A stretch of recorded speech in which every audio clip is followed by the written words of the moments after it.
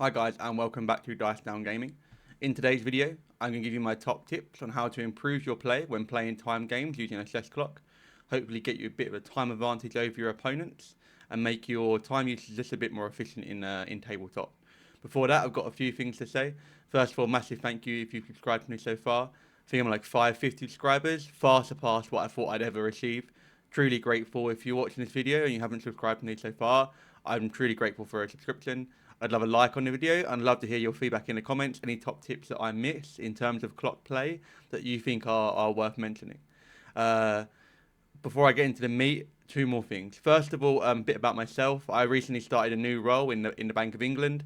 Time is a bit more precious than it has been recently, and with summer holidays coming up, etc., I might be able to upload one video a week. I'll do my best to do a couple, but it might sort of slow down just for August, September period where it's summer holidays and my job's quite busy.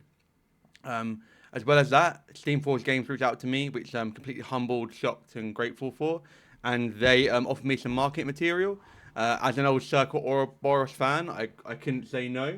So I've been sent the uh, old Umbre command box and the battle group box. Um, I'm like over the moon. I can't wait to make these and paint these green and gold in these Circle Ouroboros colours. I was umming and ahhing on a second army for War Machine, but these are definitely going to be it. And with the newest sort of release yesterday of the larger box with the sort of Alpine shape-shifted models, I actually can't wait to jump into this army. So truly thank you again, Steamforged. I'm massively grateful. I'm going to be using this for some content for my channel for you guys. So thank you so much for Steamforged. With that out of the way, let's get into the bulk of the video, and that is about sort of clock play and trying to use your time a bit more efficiently and trying to get you a bit of an edge on your opponents when you're playing on a clock. First of all, I want to just like debunk a myth about sort of playing on a clock. I know sort of I've been fortunate, but I've played games from War Machine Mark II to Guild Ball to War Machine Mark III and then War Machine Mark IV. So for about 10 years, I'd say I've played a game where you play competitively on a clock. Um, and sort of from the outside, say like 40k and Sigma and Fantasy, always had this sort of view that if you're playing on a clock, it's a silent game where no one's talking to each other. You're just tapping your clock, and it's only a competitive experience. It's far, far from the truth. I've played a lot of games on a clock, and never has it stopped me from being polite or being social or cracking a joke or generally having a good time on the tabletop. It does two things really. It makes sure that round timers go to plan. So if you're running a 128 player tournament with 7 rounds, having a clock and saying start your clock now to 64 tables and they start their clock, you ensure that they now play for 2 hours. So it's fantastic in terms of running an event and time management, and it gives time equity to two players. So I've played in some events. So Sigmar was a prime example, and Dan's has a bad experience where there was no clock, and I've played 2 rounds to someone's like three and a half rounds, and we have to stop the game because we run out of time. I've had about half hour in a say 2 hour round. They've had an hour and a half, and I lose say on a scenario or on kill points, etc. Because I haven't had the same time as my opponent. So a clock also ensures that in a round, each player gets equal time equity, and that's really important, I think, for fairness of a game. And then that time is yours to use as a resource. If you want to spend 40 minutes of your hour-long clock on a really big turn, I've got no problem with that because you're using 40 minutes of your resource. I've got the same resource as you. And if you deliver a crippling blow in those 40 minutes, fair play. But I would have always had the opportunity, the same time opportunity as you in that game. So I would really recommend clocks, not necessarily for casual games where you want to grab a drink and be social and it can take 3 hours. It's not a place for that. But if you want to practice for a competitive event, or you want to ensure you're both going to get the same time equity, or you want to make sure your game is done in a timely manner. You've got a friend coming around, but you've only got a few hours. If you play on a clock, it ensures that. But what it doesn't limit is it doesn't limit social interaction. It doesn't limit a positive play experience at the game. It doesn't limit you being polite and overall a good opponent across the table. With that out of the way, let's talk about sort of how we can improve our clock play and how we can save time and get an edge on the opponent. I just wanted to quickly say that chess clocks are quite cheap-ish. It's £20 for this clock here. That will do all you need. It will probably last you about 10 years. Um, and it's not a massive investment for a resource that will last a long time. So let's get into sort of some top tips that I have after playing a lot of games in a timed environment and being fairly successful in Guild Ball and War Machine. So the first one I would say is always prepare your tokens pre-game. I see some people, you get to turn 2 and you want to put Enliven on one of your cohort models and you haven't got the token and the clock's running and you have to either dig through your bag for the token set or you're trying to dig through this right token. Even though it sounds silly, that could be like 30 seconds. If you do that a few times in a game, it might be a couple of minutes. And that's just time you can save having all your tokens sort of pre-prepared. I use dry wipe tokens, and one of the advantages of them is that I can just write down what I need. I don't need to search for a specific token. I can just, I need to put stand your ground on each Marauder crew. I just write SYG and put the token down. So pre-prepare tokens, even like measuring sticks, continuous effects, anything you need before the game. Get it around yourself, around the table. Don't clog the table. Try and keep the table clean. But have it to hand so when you need it, you don't have to dig around for it. That will probably save you a few minutes just off the get-go. And it's a really easy thing to do before you start the clock, before you start, the time. Next off is something that it might sound quite sad, but can really save you time. It's like practicing your deployment and practicing your unpacking of the army.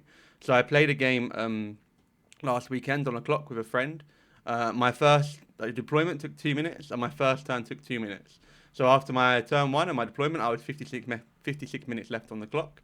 I've played against people that sort of have taken 10 minutes to deploy and take turn 1. If you think about that in terms, like I'm already 60% up on clock on them, and I'm absolutely going to play for that then from my turn 2 onwards. There's a few tools you can use to practice your deployment. Obviously, you could get all your models out and lay them on the table and do that yourself. That can be a bit of a pain. I think War Table is a fantastic resource for unpacking your army and practicing your deployment.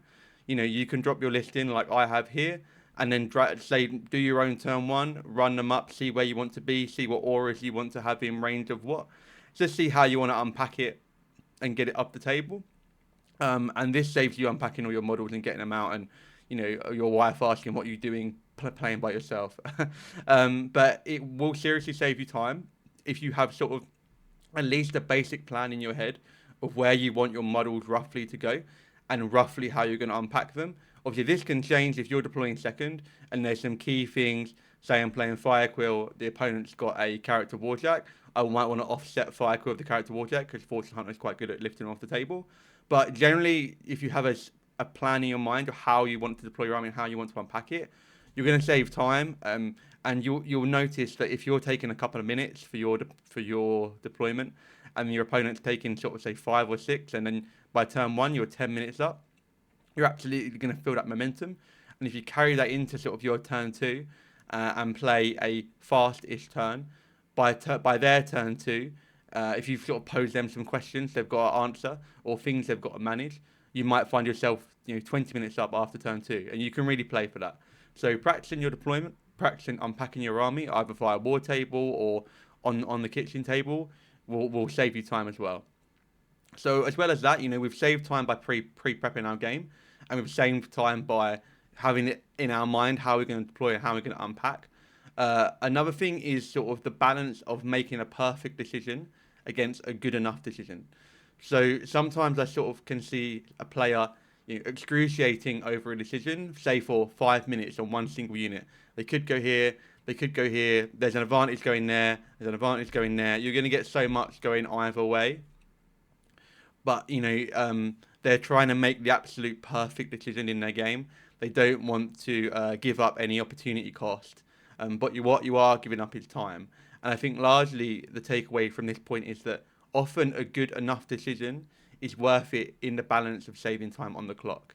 If you're going to spend 2 minutes to make a good decision against 5 minutes to make the perfect decision, I would take the 2 minutes to make a good decision, because that might just be one unit. That might be if you feat or don't feat. That might be where you apply an armor debuff or where you apply a buff to one of your units. Over the turn, trying to get the perfect decision every time you activate or apply a buff or cast a spell will really chunk into your time. I've played against some players that have taken sort of like 40 minutes, 30 minutes on their turn two, because they really want to execute that perfect turn two. And even though you might get a very, very good turn, if you're 30 minutes down on the clock, once you get to sort of like 10, 5 minutes, it's very hard to play sort of a good turn. You've got to leech your fury or power up or upkeep and not upkeep. You've then got to formulate some sort of plan for the turn. Then you've got to roll all the dice you need to play that turn. Once you're down to like 10 minutes on the clock, things become very rushed. So if you're sort of trying to play 2 perfect turns in a row from turn 2 to turn 3, you might find yourself in that area by turn 4, and you'll then really be under pressure. There's also, I think, with clock, a bit of momentum. If you can, if we've done our deployment fast and we've done our turn 1 fast, and we're not excruciating over these perfect decisions, we're just making good enough decisions, you probably find yourself ahead on clock. And that does 2 things. A, I think you'll naturally find yourself a bit more relaxed, because you'll look at your opponent's clock and you're thinking, right, okay, I'm up on time. But what it does to the opponent is they start to feel pressured in the sense that, damn, I'm giving up too much time. This can make them overthink, and it can make them make poor decisions, because maybe they've spent too long trying to get perfect decisions. So I think the takeaway from this point is that you don't need the perfect decision every time. You just need good enough decisions in a timely manner. A timely manner can be relative to your opponent. If your opponent's really slow, you might have a bit more time to make those good decisions and stay ahead on clock. But you want to try and stay ahead on clock, and you at least want to stay even on clock. And what you don't want to do is get behind on clock, trying to chase this perfect turn, these perfect decisions, while eating away at your resource of time. And that's probably comes down to my last point, is that the clock is absolutely a resource. Currently, let's use War Machine as an example. We can assassinate an opponent's leader, we can win on scenario, or we can win on clock. And it's absolutely a resource there to be used for you as a player.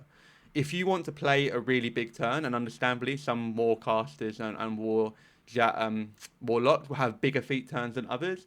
I think Kyrax is a good example of where there's lots of moving parts in the feat turn, and naturally, because you like the amount of attacks you're making on that turn, you're gonna have a longer turn in your feat turn. That's totally understandable.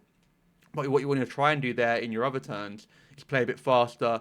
Just make those good enough decisions, so you sort of banked time in your clock, so you can allocate that time for your feat turn and not end up 30 minutes down on clock after your feat turn. Because even though you might kill 50% of someone's army, if they can play fast enough and make good decisions and make you feel pressured, and you start making bad decisions, which can sort of spiral, like you're behind on clock, you make a bad decision, oh damn, I'm now further back on clock than I was, and I keep making bad decisions, that can sort of spiral. So you want to use that clock as a resource and allocate time accordingly. And if you manage that resource better than your opponent, you're going to get an advantage in the game. Much like if you've got a scenario advantage, or if you're pressing your opponent's warcaster or warlock. If you're massively ahead on clock, your opponent's going to feel that as a resource they don't have, and you do have. So if they start making bad decisions and you've got time to make good decisions, that's really going to help your game. It's really going to pressure your opponents, and you're going to feel like you've got this third resource in the game to play around with. I hope that somewhat helps anyone who's maybe, I've done a lot of videos on how to play the game and getting into the game. Maybe if you're playing the game now and you want to start going have a game on clock, I'd do it. It might feel daunting because you'll just get your head around the rules, and now you want to play some sort of more serious games.